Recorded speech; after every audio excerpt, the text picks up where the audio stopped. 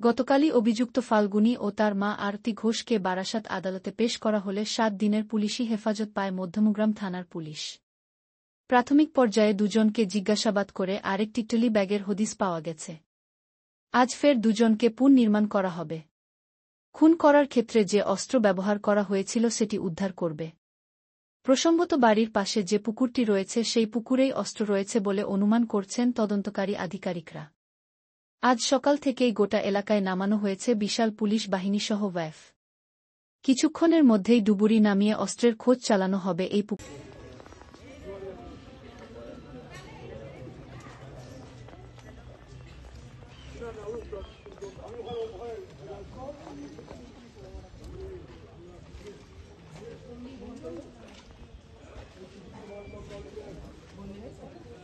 ও সমেন্দা নিয়ে আসো, হাত করে নিয়ে আসো।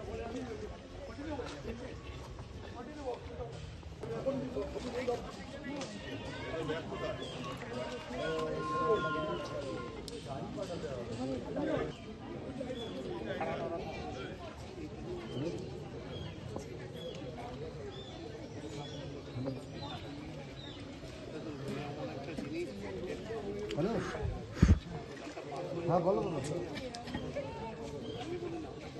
না না, আমি মুখে কেন? হ্যাঁ কালকে শুনলাম তো।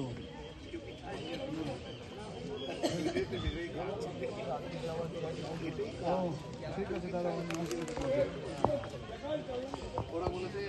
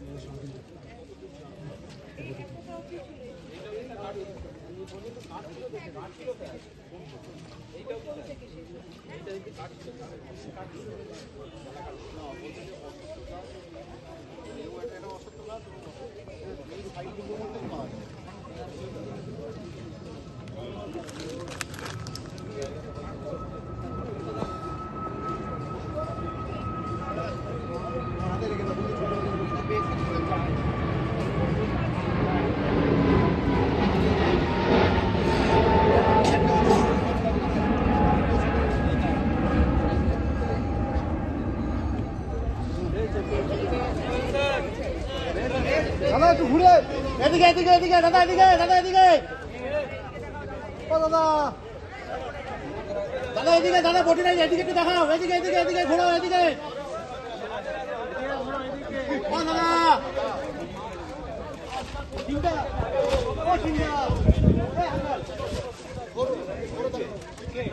দাদা দাদা এদিকে, দাদা মুখটা এদিকে করো, এদিকে এদিকে। আর কিছু আছে?